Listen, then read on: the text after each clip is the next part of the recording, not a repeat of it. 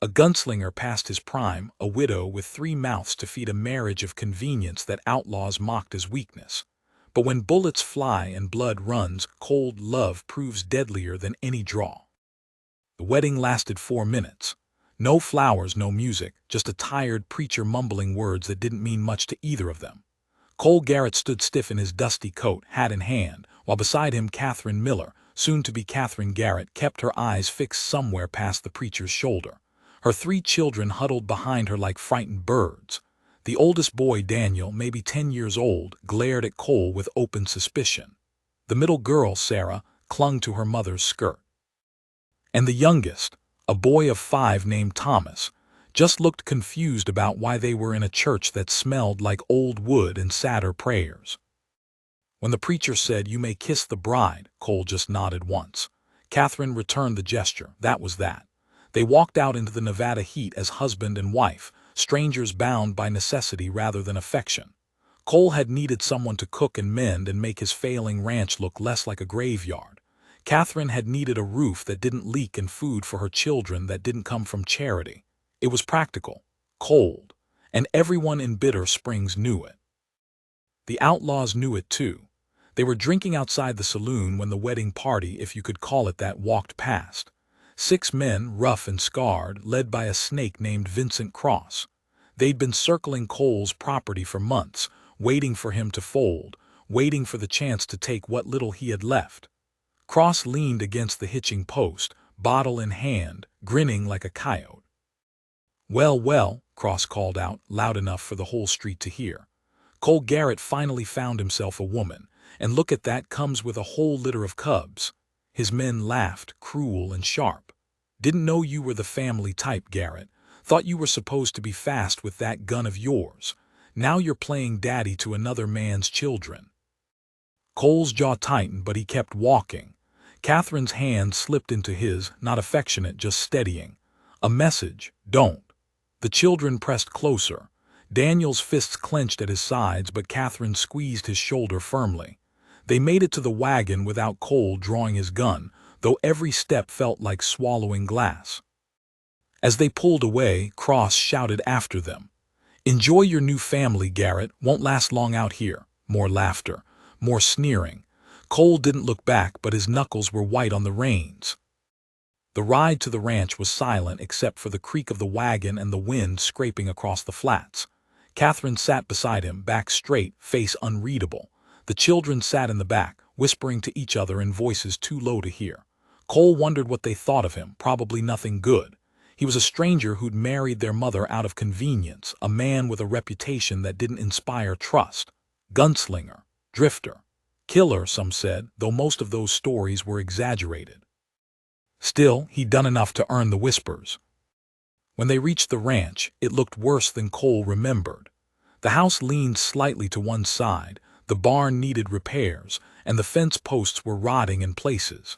It wasn't much, but it was shelter.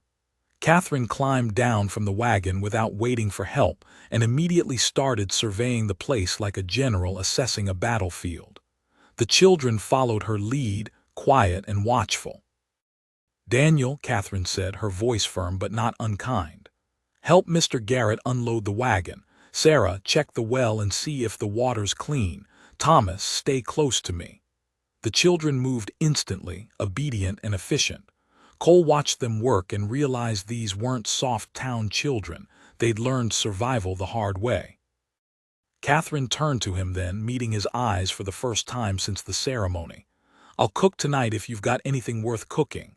Tomorrow we'll figure out what needs fixing and what needs burning." There was no warmth in her voice, but there was something else, determination maybe, strength. Cole nodded. "There's salt pork and beans in the pantry. Not much else." She didn't flinch at that, just turned and walked into the house, already taking inventory of what she'd married into. That night they ate in near silence. The food was plain but prepared with care, better than anything Cole had managed in months. The children ate quickly, efficiently, like they'd learned not to waste time with meals. Daniel still watched Cole with suspicion, but Sarah offered a shy thank you when she finished. Thomas fell asleep at the table, and Catherine carried him to the back room without a word. Cole sat alone by the fire afterward, smoking and thinking about Cross's laughter. The outlaw wasn't wrong. Cole was past his prime. His jaw was still fast, but his eyes weren't as sharp as they used to be, and his bones ached in the cold. He'd taken this marriage because he couldn't run the ranch alone anymore, couldn't protect it from men like Cross without help. But what kind of help was a widow and 3 children? He'd made himself look weak, vulnerable.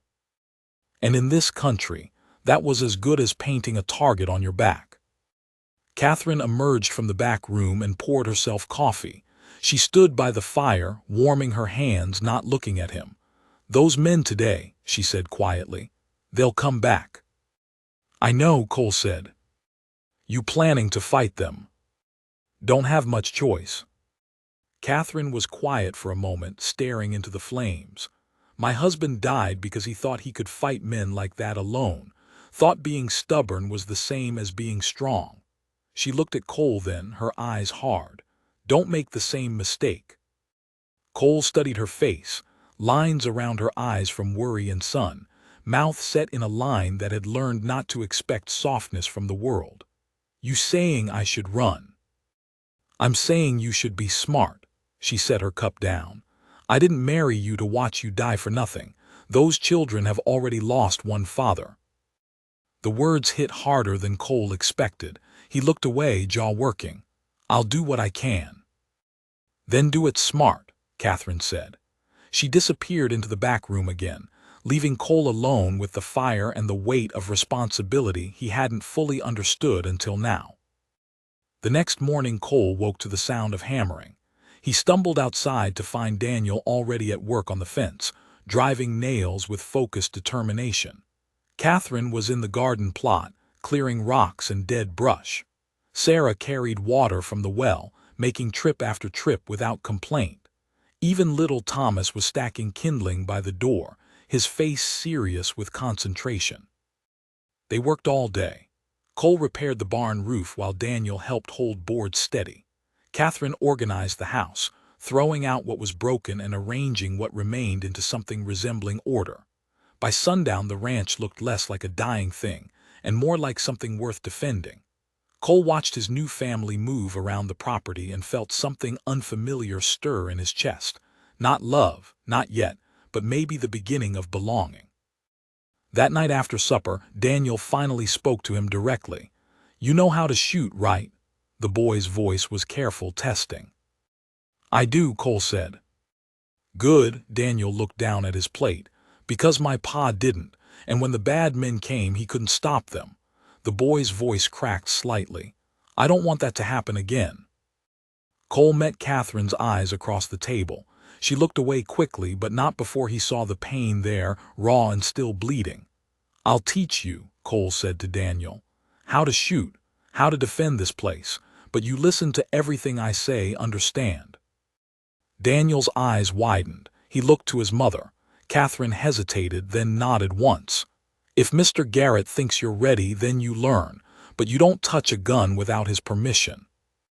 "Yes, ma'am," Daniel said, and for the first time there was something like respect in his eyes when he looked at Cole.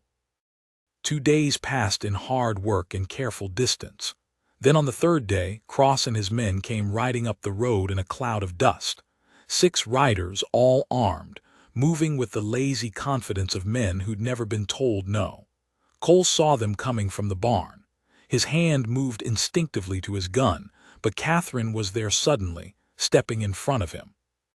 "Not yet," she said quietly. "Let's see what they want." "I know what they want," Cole growled. "Then let them say it out loud where the children can't hear." She turned and called to the kids. "Inside. Now, upstairs, and don't come down until I call you." The children obeyed instantly, disappearing into the house. Catherine stood beside Cole as the riders approached, her face calm but her hands clenched in her apron. Cross pulled his horse to a stop 20 feet from the porch, grinning that same snake grin. "Afternoon, Mrs. Garrett," Cross said, tipping his hat in mock politeness. "Just wanted to stop by and see how married life's treating you, and your new husband, of course." "State your business or ride on," Cole said flatly. Cross's grin widened. "Business, Right. Well, see, we've been thinking. This ranch sits on good water, prime grazing land. And you, Garrett, you're just one man trying to play house with a widow and her strays. Doesn't seem sustainable.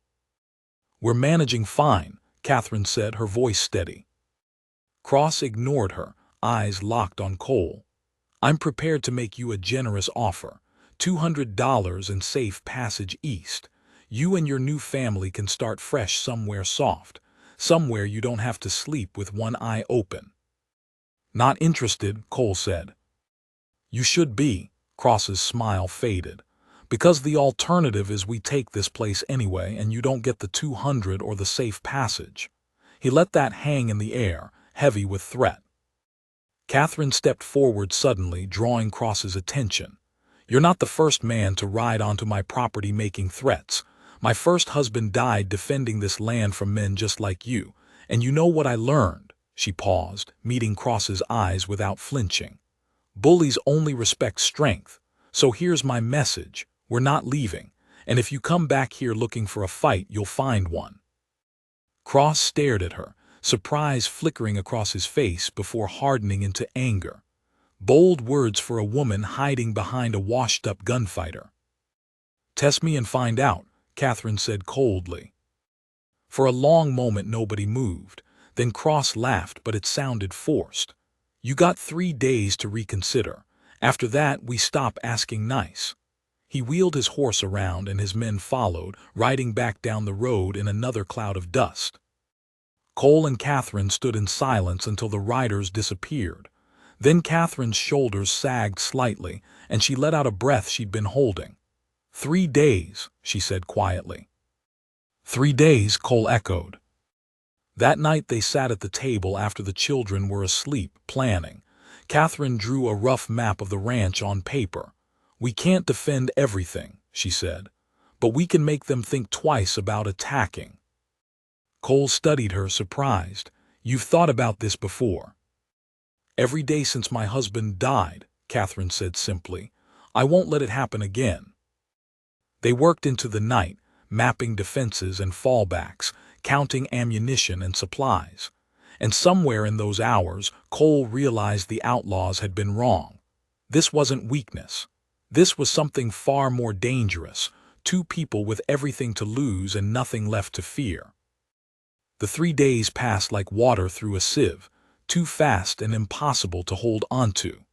Cole spent every daylight hour preparing for what was coming, and Catherine worked beside him without complaint or hesitation. They reinforced the barn doors with extra planks, positioned water barrels around the house in case of fire, and cleared sightlines from the windows. Daniel followed Cole everywhere, absorbing every instruction about angles and cover and how to reload without looking down.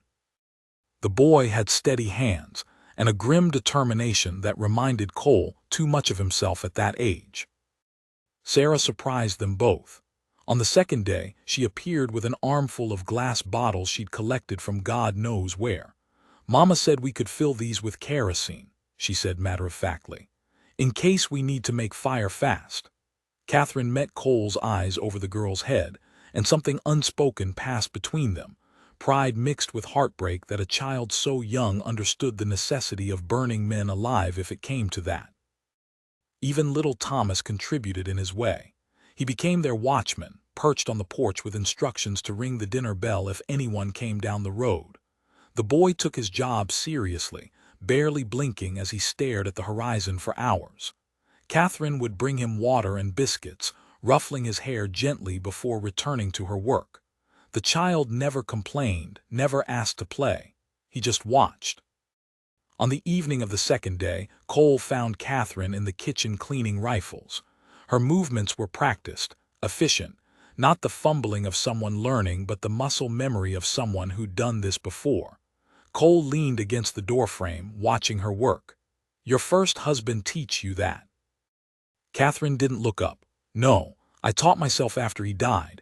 Figured if I'd known how to shoot, maybe I could have helped him. Maybe things would have ended different. She set one rifle aside and picked up another. I was pregnant with Thomas when it happened. Watched from the window while 3 men beat my husband to death in our own yard because he wouldn't sell them our water rights. They left him in the dirt like he was nothing. Cole's chest tightened. I'm sorry. Don't be sorry, be ready. Catherine finally looked at him, and her eyes held a hardness that could cut glass. Because when Cross comes back, I'm not watching from a window this time. I'm standing beside you, and I'm pulling my own trigger. Cole studied her face, the set of her jaw, the steel in her gaze. You sure about that? Killing a man ain't something you forget. Neither is watching one die while you do nothing, Catherine said quietly. She returned to cleaning the rifle. I've made my peace with what's coming, have you? Cole didn't answer right away. He'd killed before more men than he cared to count, but always as a lone wolf, responsible only for himself. Now he had Catherine and 3 children depending on him. The weight of it felt different, heavier. I'll do what needs doing, he said finally. Then we'll do it together, Catherine replied. That night after supper, Daniel asked the question that had been hanging in the air since the wedding. Are you going to stay? After this is over, I mean. Or are you going to leave like everyone else? The table went silent. Sarah stopped mid-bite. Thomas looked between his brother and Cole with wide, uncertain eyes. Catherine's fork paused over her plate, but she didn't intervene. This was Cole's question to answer. Cole set down his coffee and looked at the boy directly. Your mother and I made vows. I don't break my word no matter what comes. He paused, choosing his next words carefully. I know I'm not your father, won't pretend to be, but I'm here and I'm not planning on going anywhere unless this whole thing burns down around us. Daniel held his gaze for a long moment, then nodded slowly. Good, because we could use someone who knows how to fight. We could use someone who stays, Sarah added softly. Catherine reached across the table and squeezed Cole's hand once, brief and unexpected. When he looked at her, something had shifted in her expression. Not quite trust, but maybe the beginning of it. She withdrew her hand and returned to her meal, but the gesture lingered between them like a promise. The third day arrived with a sick, heavy heat that made the air shimmer like water over the flats. Cole woke before dawn and found Catherine already up, standing on the porch with a rifle cradled in her arms. She didn't turn when he joined her, just kept her eyes fixed on the road. They'll come today, she said, not a question, a certainty. Probably, Cole agreed. Sun's high, they'll have the light advantage, means they're confident. Or stupid. Sometimes both. Cole checked his revolver out of habit, spinning the cylinder to make sure every chamber was loaded. When it starts, you get the children into the root cellar. There's enough supplies down there for 3 days if something goes wrong. Catherine's jaw tightened. I told you I'm not hiding. And I'm telling you those children need their mother alive more than they need another gun, Cole said firmly. You can shoot from the house if you want, but if things go bad, you get them underground. That's not negotiable. For a moment he thought she'd argue, but then Catherine nodded stiffly. Fine, but I'm not going down there until I have to. They spent the morning in tense preparation. Daniel helped Cole position crates and barrels to create cover points around the yard. Sarah filled every container they owned with water and placed them strategically throughout the house. Thomas sat on the porch steps, clutching a wooden horse Cole had carved for him the night before, watching the road with eyes too old for his small face. Around noon, Catherine called them in for lunch. Nobody was hungry, but she insisted they eat anyway. You fight better on a full stomach, she said, ladling stew into bowls. And whatever happens today, we face it as a family. The word hung in the air, family. Cole glanced around the table at these people he'd known for less than a week. The suspicious boy who'd started looking at him like maybe he wasn't so bad.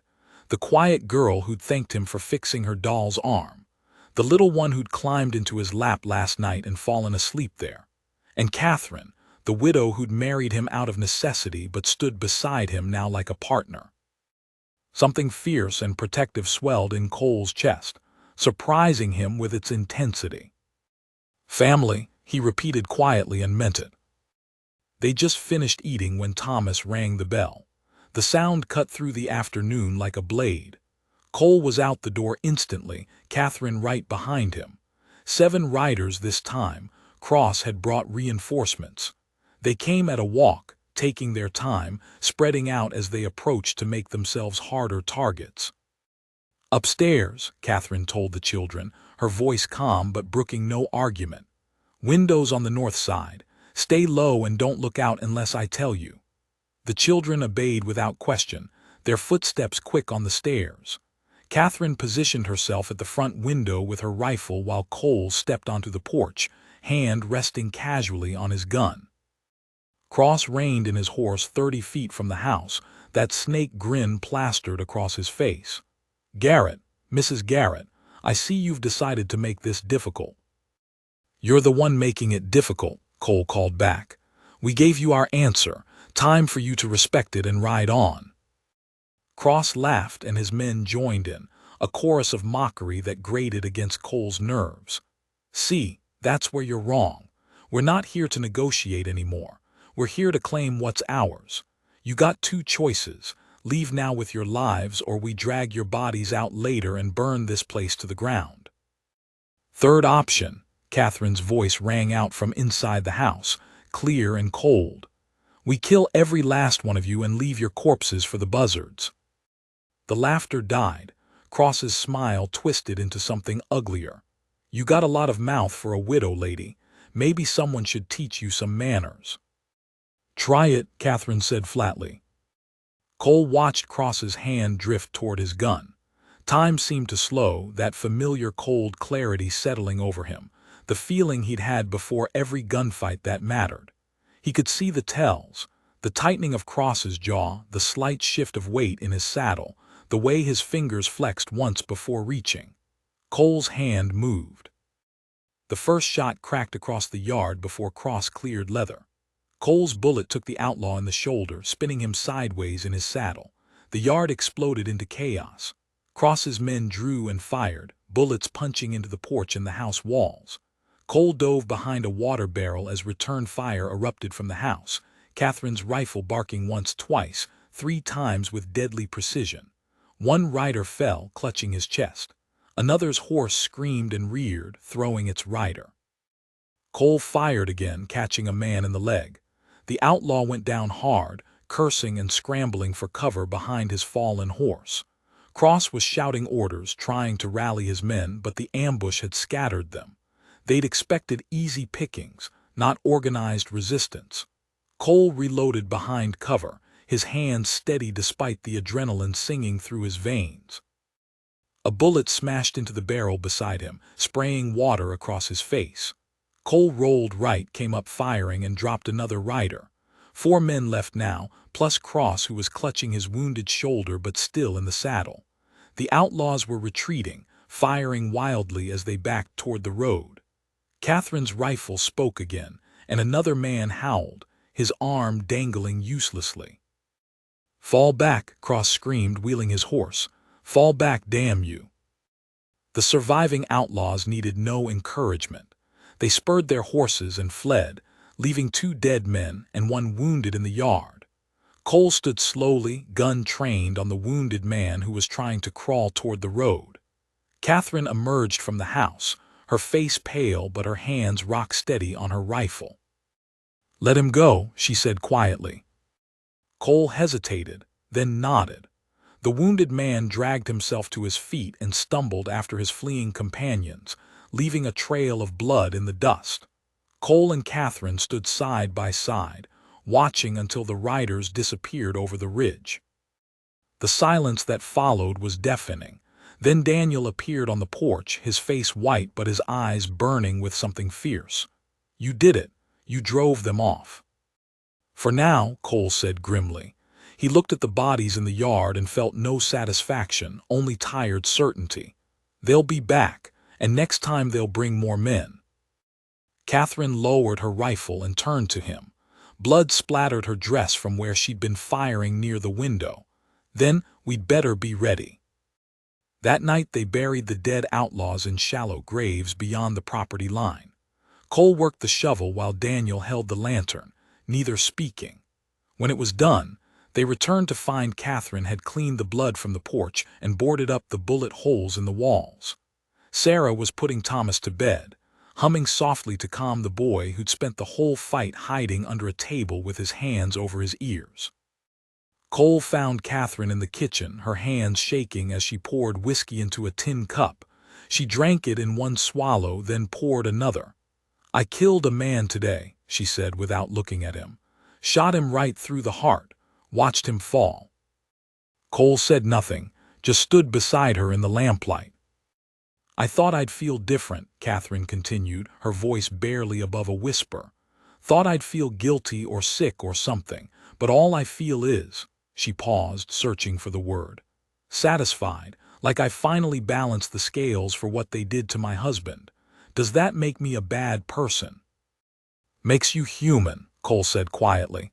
"And it makes you dangerous, which is what we need right now." Catherine looked at him then, really looked at him, and something passed between them that had nothing to do with convenience or necessity. "Thank you," she said, "for staying, for fighting with us instead of running." "Nowhere else I'd rather be," Cole replied, and realized he meant it. They stood together in the kitchen while the lamp burned low and the night pressed close around the ranch. Outside, coyotes called to each other across the flats. Inside, 3 children slept fitfully, dreaming of gunfire and blood. And in that quiet space between violence and peace, Cole and Catherine began to understand what they'd become to each other, not just partners in survival, but something more. Something worth defending with everything they had. Dawn came too bright and too cheerful for what the day would bring. Cole woke to find Catherine already gone from her place by the fire where she'd insisted on keeping watch. He found her in the barn, saddling her horse with quick, practiced movements. Her face was set in hard lines, and she didn't look at him when he approached. "Where are you going?" Cole asked, though part of him already knew. "Town," Catherine said simply. "We need supplies, ammunition, and information. Cross won't wait long before he comes back, and when he does, he'll bring an army. We need to know what we're up against." "Then I'll go," Cole said.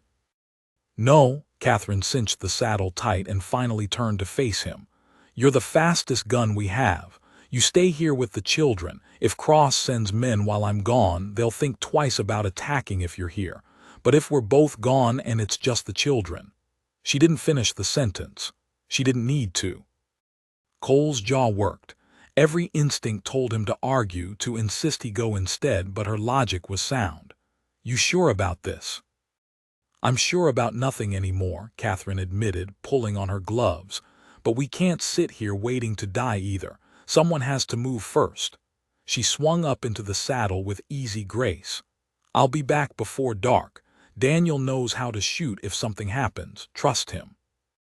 "I trust him," Cole said. "It's the rest of the world I don't trust." Catherine allowed herself a small, bitter smile. Smart man.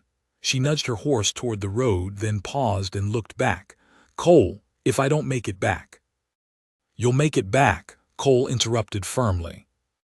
"But if I don't," Catherine continued, her voice steady, "promise me you'll take care of them. Not out of obligation or because we signed some papers. Take care of them because they deserve someone who will." Cole met her eyes and saw the fear underneath the steel, not fear for herself but for her children. "I promise," he said. "On my life I promise." Catherine nodded once, then rode out, her figure growing smaller against the vast emptiness of the desert. Cole watched until she disappeared, then turned to find Daniel standing in the doorway, his young face grave. "She'll be all right," the boy said, like he was trying to convince himself. "Ma's tough." "She is," Cole agreed. "But tough doesn't make you bulletproof. Come on, we've got work to do while she's gone." They spent the morning reinforcing what they could and drilling Sarah on how to reload rifles. The girl's hands were small but steady, and she learned fast. Thomas stayed close to Cole, unusually quiet, his wooden horse clutched in one hand. Around midday, the boy tugged on Cole's sleeve. "Mr. Cole," Thomas's voice was barely a whisper, "are the bad men going to kill us like they killed my papa?" Cole crouched down to the boy's level, looking him straight in the eye. "Not while I'm breathing, son. I promise you that." "But you might stop breathing," Thomas said with the brutal honesty of a child. "That's what happened to Papa. He was breathing and then he wasn't." Cole felt something crack in his chest. He pulled the boy close and Thomas didn't resist, just buried his face in Cole's shoulder. "Listen to me," Cole said quietly. "Your papa was a good man, but he was alone when those men came. I'm not alone.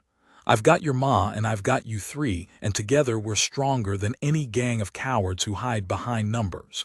You understand?" Thomas pulled back, his eyes red but no tears falling. "You really think we can win?" "I think we don't have a choice but to try," Cole said honestly. "And sometimes that's the same thing." The afternoon dragged like a wounded animal. Cole positioned himself on the porch with a clear view of the road, rifle across his lap, while the children stayed inside playing quiet games that couldn't quite hide their anxiety. Every dust devil in the distance made his hand move toward his gun. Every bird that startled from the scrub had him on his feet. But nothing came except the relentless sun and the wind that never seemed to sleep. Catherine returned just as the shadows started stretching long. She rode and fast, her horse lathered with sweat, and Cole knew immediately that the news wasn't good. She dismounted and handed him a canvas bag heavy with ammunition and supplies, but her face told a different story. "Cross has been recruiting," she said without preamble. "Every drifter and gun hand within 50 miles. Word in town is he's offering $50 a head for anyone willing to ride with him. They're saying he's got close to 20 men now." Cole's blood ran cold. 20 armed men against the two of them and 3 children. When? "Tomorrow night, maybe the night after. The bartender, Jim, you know him. He told me Cross has been drinking and talking loud about making an example of us. Says he won't be made a fool by some washed-up gunfighter and a widow with ideas above her station." Catherine's voice was bitter. "He's not just coming to take the ranch anymore, Cole. He's coming to prove a point." "Then we need to leave," Cole said flatly. "Tonight. Pack what we can carry and ride north. We can reach the territorial marshal in 3 days if we push hard." "And say what?" Catherine demanded. "That we killed 2 of Cross's men, that we're squatters on land we can barely defend. The marshal won't care, Cole, you know that. Men like Cross own men like the marshal. We'd be running straight into a noose." "Better than dying here," Cole shot back. "No," Catherine's voice cut like a blade. "I already ran once. After my husband died, I took the children and ran to my sister's place in Carson City. You know what happened. Cross's type followed us there. Burned down my sister's barn, threatened her children, made it clear we weren't welcome anywhere they could reach. So we came back here because running doesn't work. It just means you die tired and far from home." Cole stared at her, seeing the truth in her eyes. She'd already lived this nightmare once and learned its lessons in blood. "So what do we do?" Catherine was quiet for a long moment, staring at the horizon where the sun was bleeding into the earth. "We fight smart. Not fair, not honorable smart. We use every advantage we have, and we make them pay for every inch of ground they take." "Against 20 men." "Against 20 men who think we're easy prey," Catherine corrected. "That's their weakness. They're expecting a siege, expecting us to hole up in the house and wait for them to burn us out, so we don't give them what they expect." Cole felt something shift in his understanding. "You've got a plan." "The beginning of one," Catherine admitted. She pulled a crumpled paper from her pocket, a rough map she'd drawn in town. "Cross is camped at the old Silverton mine about 8 miles west. That's where he's gathering his men, getting them drunk and worked up for the attack. But here's the thing. The mine sits in a narrow canyon with only one good way in or out." Cole studied the map, his mind already working through the implications. "You're talking about hitting them first, before they're ready." "I'm talking about evening the odds," Catherine said. "We can't beat 20 men in a fair fight, but we can scatter them, make them afraid, make them wonder if the money is worth dying for. Most of Cross's recruits are drifters looking for easy cash. They signed up to raid a helpless ranch, not to fight a war. It's risky, Cole said slowly. If something goes wrong, if we don't make it back. The children go to my sister, Catherine interrupted. I've already written her a letter.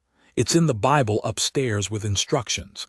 If we don't come back, Daniel knows what to do. Cole looked at her, really looked at her, and saw a woman who'd already made peace with dying if it meant her children might live.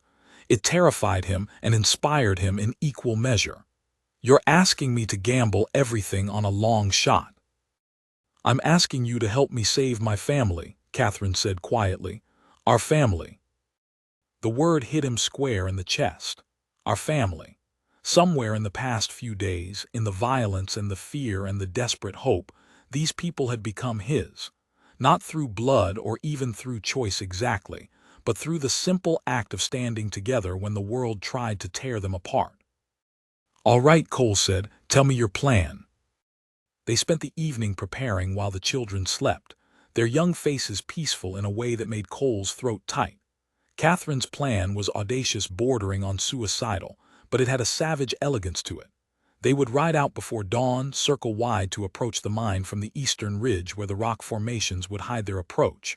They'd wait for the right moment, preferably when Cross's men were drunk and careless, and then they'd rain hell down on that camp. Fire, bullets, chaos. The goal wasn't to kill them all. It was to break their will, to make Cross's recruits decide that $50 wasn't worth dying in the dark. What about the children? Cole asked as they loaded saddlebags with ammunition and the bottles of kerosene Sarah had collected. Daniel's in charge, Catherine said. He's got the rifle and knows how to use it. If anyone comes while we're gone, they're to take Thomas and Sarah and run to the Murphy place 3 miles south. Old Murphy owes me a favor. He'll hide them. Daniel won't run, Cole said with certainty. That boy's got too much of you in him. Catherine's smile was sad. I know, that's what scares me. She tied off the last saddlebag and straightened, rolling her shoulders to ease the tension. We should rest while we can. It'll be a long night. But neither of them slept. They sat together by the dying fire, checking weapons and not talking about all the ways tomorrow could go wrong. At some point, Catherine's hand found his, and they sat like that in the darkness, two people who'd married as strangers and might die as something more. Just before midnight, Daniel appeared from upstairs, his feet bare and his face creased with sleep. You're going after them, aren't you? He said. Not a question, an accusation. Catherine started to deny it, but Cole spoke first. Yes. Then I'm coming too, Daniel said, lifting his chin defiantly. No, Catherine said firmly. You're staying here to protect your brother and sister. They can hide at Murphy's. You said so yourself, Daniel argued. You need every gun you can get, and I can shoot. You're 10 years old, Catherine said, and her voice cracked slightly on the words. My papa was murdered when I was 9, Daniel shot back. Don't tell me I'm too young to fight when I'm old enough to remember every second of watching him die. The words fell like stones into still water. Catherine closed her eyes, and Cole saw her struggling between the mother who wanted to protect her son and the warrior who knew Daniel was right. They did need every gun they could get. No, Cole said, surprising them both. He stood and walked to Daniel, placing a hand on the boy's shoulder. Your mom is right. You stay here, not because you're too young or because we don't trust you, but because Sarah and Thomas need you. If something happens to us, you're all they've got. That's not running. That's the hardest job of all. Daniel's eyes glistened, but he blinked the tears away furiously. I don't want to lose her too, he whispered. Then help me make sure you don't, Cole said. Be strong for them, be ready. And if we're not back by noon tomorrow, you take your brother and sister and you run. Promise me. Daniel was quiet for a long moment, then nodded slowly. I promise, but you better come back. We will, Catherine said, though her voice carried no certainty. She pulled her son into a fierce embrace. I love you. Tell Sarah and Thomas I love them too. I will, Daniel said, his voice muffled against her shoulder. They left an hour before dawn, riding slow and quiet through the desert darkness. The stars overhead were sharp as broken glass, and the moon hung like a sickle waiting to reap. Cole rode beside Catherine, their horses' hooves muffled in the sand, and tried not to think about how this might be the last sunrise he'd ever see. "You scared?" Catherine asked after a while. "Terrified," Cole admitted. "You?" "Past scared," Catherine said. Somewhere around resigned with a stop it determined. She glanced at him in the darkness. "Whatever happens up there, I want you to know, I'm glad it was you I married, even if it was just for convenience at first. It stopped being convenient about the time you threatened to shoot Cross yourself," Cole said, and was rewarded with a soft laugh. "Fair enough," Catherine said. Then quieter, "If I don't make it back, tell Daniel he was right. Tell him I'm proud of him." "Tell him yourself," Cole said firmly. "We're both making it back." Catherine didn't answer, but her hand found his briefly in the darkness, squeezing once before letting go. They rode on toward the mine and whatever waited there, two people bound by vows and necessity, and something neither of them had the words for yet. Behind them, 3 children slept in a house that might already be empty when the sun rose. And ahead, in the rocks and shadows, 20 men waited who had no idea that death was riding toward them on 2 horses and wearing a widow's determination like armor. The Silverton mine sat in the canyon like a wound in the earth, all jagged rock and dark openings that seemed to swallow light. Cole and Catherine reached the eastern ridge just as the sky began to bleed gray at the edges. They dismounted and led their horses into a cluster of scrub pine, tying them where they could reach water from a thin stream that trickled between the rocks. Below them, the outlaw camp sprawled in careless disorder, tents pitched at odd angles, bedrolls scattered around a central fire that had burned down to embers, bottles glinting in the pre-dawn light. Cole counted the sleeping forms. 18 men, maybe 19. 2 were on watch, but both looked half asleep themselves, propped against rocks with rifles across their laps. No discipline, no organization, just hired guns waiting for easy money. Catherine had been right. These weren't soldiers, just predators who'd never expected their prey to bite back. "There," Catherine whispered, pointing to a supply wagon positioned near the mine entrance. "That's where they're keeping the extra ammunition and probably their whiskey stores. If we can light that up, it'll scatter them long enough for us to pick off whoever runs." Cole studied the layout, his mind working through angles and timing. The wagon sat about 40 yards from the nearest cover, too far to approach without being seen in daylight, but the sun hadn't crested the ridge yet. They had maybe 10 minutes of usable darkness left. "I'll go. You stay here and cover me." "No," Catherine said flatly. "You're the better shot. You stay and I'll plant the fire." "Catherine." "Don't," she interrupted, her voice hard. "We don't have time for this. I'm faster and smaller. I can get there and back before they even know something's wrong." She was already pulling one of the kerosene bottles from her saddlebag, wrapping a strip of cloth around the neck. "Besides, you're the one who can actually hit something from this distance. I need you up here." Cole wanted to argue, wanted to pull rank or authority or anything that would keep her from risking herself. But the truth was she was right on both counts. "All right, but at the first sign of trouble you run. Don't try to be a hero." Catherine smiled grimly. "Heroes are what got my first husband killed. I'll settle for being smart." She checked her pistol one more time, then looked at Cole with eyes that held everything she couldn't say. "If this goes bad." "It won't," Cole said, but he pulled her close anyway just for a second, feeling her heart hammer against his chest. "Be careful." "Always am," Catherine lied, and then she was gone, slipping down the rocky slope like a shadow, her dark dress blending with the pre-dawn gloom.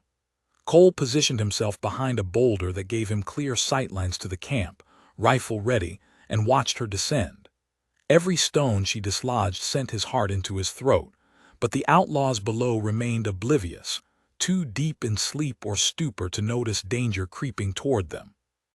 Catherine reached the bottom of the slope and paused, pressed flat against a rock formation, waiting. One of the sentries shifted and yawned, scratching his beard. Catherine didn't move, barely seemed to breathe.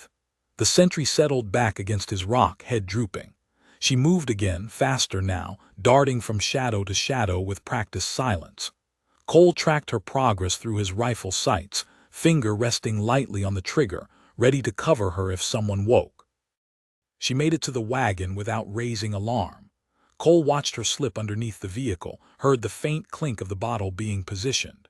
She was pulling out matches when Cross himself emerged from the largest tent, buckling his gun belt and looking sour. Cole's finger tightened on the trigger instinctively, but Cross moved toward the fire pit, his back to the wagon. Catherine froze underneath the vehicle, utterly still. Cross poured himself coffee from a battered pot, sipped it, made a face, and spat it into the dirt. He stood there in the growing light, surveying his camp with the satisfaction of a man who thought he'd already won. Cole could take him now. One shot, end this whole thing. But Cross was standing too close to where Catherine hid. If Cole fired, every man in that camp would wake shooting, and Catherine would be caught in the open. She knew it too. Cole watched her hand creep slowly toward her pistol, saw her calculating the same odds he was. Then Cross turned and shouted toward the tents. "Wake up, you lazy bastards. We ride in 2 hours." Men began stirring, groaning, cursing. The moment was slipping away. Catherine struck a match. The flare of light seemed impossibly bright in the gloom. Cross's head snapped toward the wagon, eyes widening as he registered the flame, the bottle, the woman who shouldn't be there. What the? His hand moved toward his gun. Catherine threw the bottle. It arced through the air, trailing flame, smashed against the wagon's side, and the world exploded into fire. The kerosene ignited with a whoosh that sent flame racing across the wood and canvas. Men screamed, scrambling from their bedrolls. The wagon's contents caught: ammunition, whiskey, supplies, and the explosion started. Sharp cracks like whip snaps followed by larger detonations that sent burning debris arcing across the camp. Catherine ran. She didn't look back, just bolted for the rocks while chaos erupted behind her. Cross recovered first, drawing and firing even as flames licked at his coattails. His bullet kicked up dirt inches from Catherine's feet. Cole didn't hesitate. He fired, and Cross went down clutching his leg, screaming curses into the smoke. Then Cole was firing methodically, precisely, picking targets as they emerged from the confusion. A man reaching for his rifle took a bullet in the shoulder. Another trying to organize a response got one through the meat of his thigh. Cole wasn't killing, not yet, just creating more chaos, more fear, making them understand that nowhere was safe. Catherine was halfway up the slope when return fire started in earnest. Bullets whined off rocks around her, and she stumbled, went down hard on her knee. Cole's heart stopped. She was up again instantly, limping but moving, and then she was at the top of the ridge, collapsing behind cover beside him. Blood soaked through her dress at the knee, but her eyes were fierce and bright. "I'm all right. Keep shooting." Cole fired again, dropping a man who'd gotten too close to organized. The camp below was pure pandemonium now. The wagon burned like a funeral pyre, ammunition still cooking off, sending men diving for cover. Some were trying to fight back, firing blindly at the ridge. Others were just running, grabbing whatever they could carry and fleeing toward their horses. Exactly what Catherine had predicted: break their will, make them choose life over money. "Cross is down but not dead," Cole said between shots. "Left side of the fire pit." Catherine found him in her sights, the man crawling through dirt and smoke, still trying to reach cover. Her finger rested on the trigger, and for a long moment she didn't move. Cole glanced at her and saw something raw and terrible in her face. The ghost of her first husband, maybe. The memory of watching him die. The years of running and hiding and being afraid. She fired. The bullet took Cross in the other leg, and his scream cut through the camp's noise like a blade. "That's for my husband," Catherine said quietly. She fired again, and Cross's shoulder exploded in red. "That's for my children." A third shot, and Cross's gun hand shattered. And that's for making me afraid in my own home." Cole stared at her. She wasn't killing Cross, not yet, but she was dismantling him piece by piece, making him feel the helplessness she'd felt. It should have disturbed him. Instead, he understood it completely. "We should go," he said quietly, "before they regroup." Catherine nodded, lowering her rifle. Below, the surviving outlaws were in full retreat, some on horseback, others fleeing on foot into the desert. Maybe 10 men left, and none of them looked interested in continuing this fight. Cross lay in the dirt, still alive but finished, his gang scattered, his reputation destroyed. Catherine had broken more than just his body, she'd broken his power. They rode hard for home, Catherine's knee bleeding but her face set and determined. The sun was fully up now, turning the desert into hammered gold, and Cole kept checking behind them to make sure they weren't followed. But the horizon stayed empty except for dust and heat shimmer. By the time the ranch came into view, Catherine was swaying in her saddle, her face pale from blood loss. Daniel saw them coming and ran out to meet them, his face tight with relief. "Mama," he helped her down from the horse, supporting her weight. "You're hurt." "Just a graze," Catherine said, though her voice was thin. "We're all right, we did it." Sarah appeared with water and bandages, prepared, just as they'd taught her. Thomas clung to Catherine's skirt, silent tears running down his small face. Cole dismounted and took charge of the horses while Daniel helped Catherine inside. By the time Cole entered, Catherine was sitting at the kitchen table, Sarah carefully cleaning and bandaging her knee, while Daniel recounted how quiet the night had been, how nothing had happened, how he'd stayed awake the entire time watching the road. "Good man," Cole said, gripping the boy's shoulder. Daniel stood a little straighter at the words. That evening they sat together around the table, battered, exhausted, but alive. Catherine's knee throbbed, but the bleeding had stopped. Cole's ears still rang from the gunfire. The children were quiet, processing what had happened, what their mother and Cole had done. Finally, Thomas broke the silence. "Are the bad men gone now?" His voice was small, hopeful. "Yes," Catherine said firmly, "they're gone. All of them." Cole exchanged a glance with Catherine. Cross was still alive, wounded and humiliated but breathing. Some of his men had escaped. The danger wasn't completely over, might never be completely over. But the children needed to feel safe, needed to believe that the nightmare was ending. "All the ones that matter," Cole said. That night, after the children were asleep, Cole found Catherine standing on the porch staring at the stars.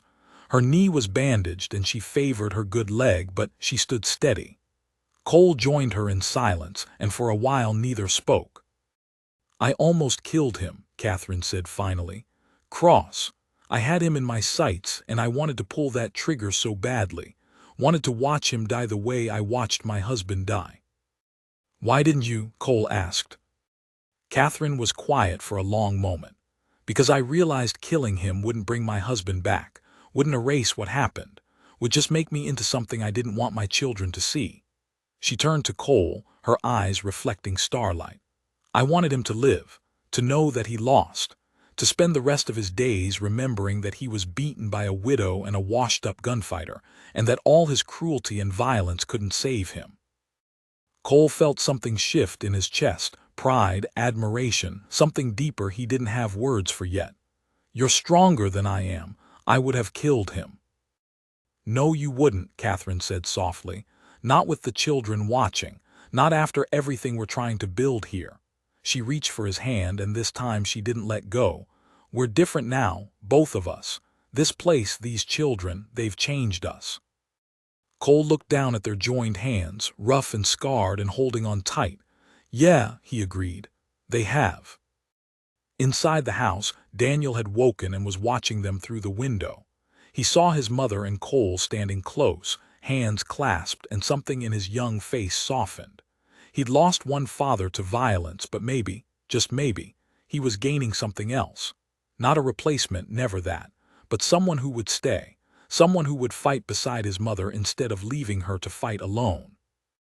Daniel returned to bed, and outside on the porch, Cole and Catherine stood under the vast Nevada sky and allowed themselves to believe that tomorrow might be different, that the worst was behind them, that they'd carved out something worth keeping from all this blood and dust and fear. They were wrong, of course. The worst was still coming, but for that one night, in that one moment, they let themselves hope. 3 days passed like held breath. Catherine's knee healed slowly, and she walked with a slight limp that she tried to hide from the children. Cole spent those days reinforcing the ranch, repairing damage from the first attack, and teaching Daniel how to track movement across the flats. They worked together in comfortable silence now, the suspicion that had marked their early days replaced by something solid and unspoken. Sarah took over most of the cooking, her small hands surprisingly capable, while Thomas shadowed Cole everywhere, asking endless questions about horses and guns, and whether the bad men were really gone forever. Cole never lied to the boy. Some of them scattered, some won't come back, but Cross is still alive, and men like him don't forget. Thomas would nod solemnly, clutching his wooden horse, and Cole wondered what kind of childhood it was that taught 5-year-olds to accept such truths without tears. On the 4th morning, a rider appeared on the horizon. Cole saw him first from the barn roof where he was replacing shingles. The figure moved slowly, deliberately, hands visible and empty. Not an attack then, something else. Cole climbed down and called to the house. "Rider coming, looks alone." Catherine emerged with her rifle, Daniel beside her with the other one. They'd learned not to take chances. The rider drew closer, and Cole recognized him, Jim from the saloon in town, the bartender who'd warned Catherine about Cross's plans. The old man's face was grave as he reined his mule to a stop 20 feet from the porch. "Morning," Jim called out, keeping his hands where they could see them. "Come with news, the kind you need to hear." "Speak it," Cole said, his hand resting on his gun. Jim dismounted slowly, his joints creaking. "Cross is alive, barely but breathing. Doc Miller patched him up, didn't have much choice with guns pointed at him. Cross lost the use of his right hand and he'll walk with a cane the rest of his days, but he's alive, and he's talking." Jim paused, his weathered face creasing with worry. "He's put a price on your heads. $200 for Cole Garrett, dead or alive. $300 for Catherine Garrett. Says whoever brings him proof gets paid in gold." Catherine's face went pale, but her voice stayed steady. "How many have taken the offer?" "Don't know for certain," Jim admitted. "But Cross still has friends, still has money, and $300 is enough to make desperate men do stupid things." He looked at Catherine with something like pity. "He's particularly interested in you, Mrs. Garrett. Says he wants you brought to him alive. Says he's got plans." Cole felt rage surge through him like wildfire. "He won't touch her." "I believe you mean that," Jim said quietly. "But meaning something and making it happen are different things. Cross has sent word to every bounty hunter and gun hand from here to the California border. You've stirred up something that won't settle easy." "Then what do you suggest?" Catherine asked, and Cole heard the exhaustion underneath her strength. She was tired. They both were tired of fighting, tired of looking over their shoulders, tired of wondering if their children would wake up orphans. Jim was quiet for a moment, then reached into his saddlebag and pulled out a folded paper. "Might be there's another way. The territorial marshal, the real one, not the bought one Cross uses. He's in Carson City investigating corruption. Word is he's looking for witnesses willing to testify against Cross, evidence of his crimes. If you could get to him, tell your story, maybe he could do something official-like. And maybe he's already in Cross's pocket like everyone else," Cole said bitterly. "Maybe," Jim acknowledged. "But Marshal Thornton has a reputation for being clean, doesn't take bribes, doesn't look the other way. If anyone can bring Cross to justice proper, it's him." He handed the paper to Catherine. "That's his location and how to reach him. But you'd have to leave now, travel fast, and hope Cross's men don't catch you on the road." Catherine unfolded the paper, studying it. Carson City was 4 days' hard ride with children, maybe 3 if they pushed dangerously hard. Cole watched her face, seeing her work through the calculations, the risk of staying versus the risk of running, the chance that justice might actually exist versus the certainty that Cross would never stop hunting them. "What about the bounty?" Daniel spoke up suddenly. "If we leave, won't people just follow us?" Jim nodded sadly. "That's the trick of it. The bounty follows wherever you go, but at least on the road you're moving targets. Here you're sitting still, waiting for someone to collect." Catherine looked at Cole, and in her eyes he saw the question she couldn't ask in front of the children. "What do we do?" Cole thought about the ranch they'd defended, the home they'd started building, the life they'd carved out of dust and desperation. Leaving felt like surrender, but staying might mean watching her children die. "We'll think on it," Cole said finally. "Thank you for the warning, Jim." The old man nodded, preparing to mount his mule. Then he paused. "One more thing. Cross has been asking about your children, their names, their ages. Says if he can't have you, he'll settle for making sure your line ends with them." Jim's voice was heavy with disgust. "Man like that doesn't deserve to breathe the same air as decent folk. Whatever you decide to do, do it fast. And watch your backs." He rode away, leaving them standing in the yard with the weight of impossible choices pressing down like the desert sun. Catherine sent the children inside, then turned to Cole. Her face was drawn, and for the first time since he'd met her, she looked truly defeated. "We have to run," she said quietly. "Not for us, for them. Cross won't stop until we're dead or gone, and I won't let my children pay for my choices." "Running didn't work before," Cole reminded her gently. "I know, but staying means waiting to die. At least if we run, we're doing something, fighting back by surviving." Catherine's voice cracked slightly. "I'm so tired, Cole. Tired of being strong, tired of fighting, tired of pretending I'm not terrified every single second that something will happen to them." Cole pulled her close, feeling her finally let the walls down, let herself shake with exhaustion and fear against his chest. "Then we leave tonight," he said into her hair. "Pack light, move fast. We'll get to this Marshal Thornton, tell him everything, and let the law handle Cross the way it should have from the beginning." "And if the law doesn't care?" Catherine asked. "Then we keep running until we find somewhere they can't follow," Cole said, though they both knew such places were myths. "But we do it together, all of us." Catherine nodded against his chest, then pulled back and wiped her eyes with the back of her hand. "I need to tell the children." Gathering the three of them in the kitchen felt like sentencing. Daniel stood with his arms crossed, already guessing what was coming. Sarah held Thomas's hand, her young face trying to be brave. Catherine knelt before them, taking their hands in hers. "We're leaving tonight," she said simply. "Packing what we can carry and riding to Carson City. There's a marshal there who might be able to help us, might be able to stop Cross for good. But it means leaving the ranch, leaving this home we've been fighting for." "I don't want to leave," Thomas said immediately, tears spilling down his cheeks. "I like it here. This is where Mr. Cole carved me my horse." "I know, sweetheart," Catherine said, her voice thick. "But staying isn't safe anymore. The bad men know where we are, and there are too many of them now. We have to go somewhere they can't find us." "They'll just follow," Daniel said flatly. "They always follow. Running doesn't work, Mama. You said so yourself." "I know what I said," Catherine replied, and Cole heard the anguish underneath. "But I'd rather run and have you alive than stay and watch you die. I can't," her voice broke. "I can't bury another person I love. I won't." Sarah stepped forward and wrapped her arms around her mother's neck. "It's okay, Mama. We'll go. We'll be together, and that's what matters." The simple kindness of it, a child comforting her mother when it should have been the other way around, nearly broke Cole's composure. He cleared his throat. "We leave after dark. Pack one bag each, only what you can't replace. Clothes, blankets, anything that matters. Daniel, you help your sisters. I'll prepare the horses and supplies." They scattered to their tasks, and the house filled with the quiet sounds of a life being dismantled.